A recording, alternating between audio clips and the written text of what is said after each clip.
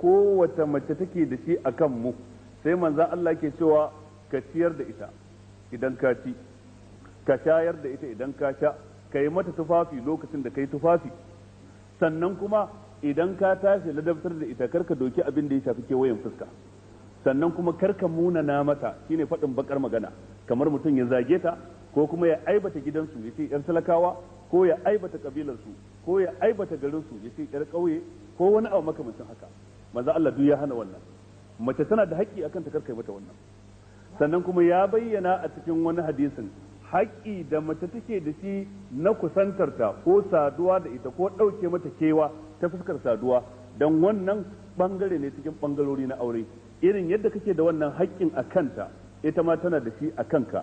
Irin yadda kai aka ce idan ka nemi kusantarta ta ƙi za ta kwana mala'iku suna tsine mata albarka, Allah kuma ba zai yarda da ita ba sai lokacin da ta zo ta nemi afuwa kace ka yafe sannan Allah ya yarda da ita. Haka kuma sallarta ba za ta karɓu ba har sai lokacin da kai ka amince da ita. To irin yadda aka faɗa haka kai ma ka tabbatar tana da wannan haƙƙin a kanka. Duk da kai hadisi bai zo ba ya ce a tsine maka albarka, amma wannan ayar ta ce walahunna mislu allazi alaihinna bil ma'ruf walil rijali alaihinna daraja. Lalle tana da haƙƙi kai ma a kanka irin wanda kake da shi a kanta. Wannan misliya din da Allah ya ce walahunna mislu allazi alaihinna bil ma'ruf, wato misliya fil ijab kenan, ba fi adadin wajibat ba ke.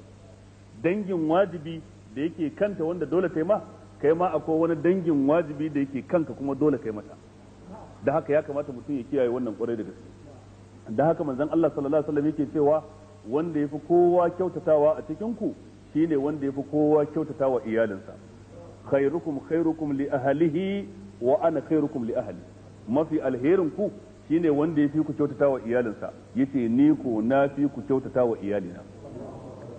Da haka manzon Allah ke zama ya hira da su sallallahu alaihi wasallam. Da haka manzon Allah ya tsere da ummuna Aisha har sau biyu. Karo na farko ta tsere miki, karo na biyu ya tsere mata sallallahu alaihi wasallam. Da haka manzon Allah sallallahu alaihi wasallam yakan zo ya samu Aisha tana shan wani abin sha sai ya karbi kofin da take sha sai ya sanya bakin shi daidai inda ta sa bakin ta ita.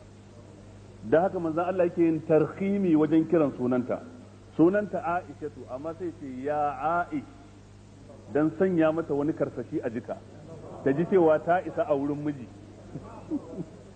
Wato ta ji cewa ashe bayan kasancewarsa shugaba kuma abokin wasa ne, abokin wargi ne, abokin kwarkwasa ne, abokin a tattauna da shi a yi shawarwari ne. Ya Aish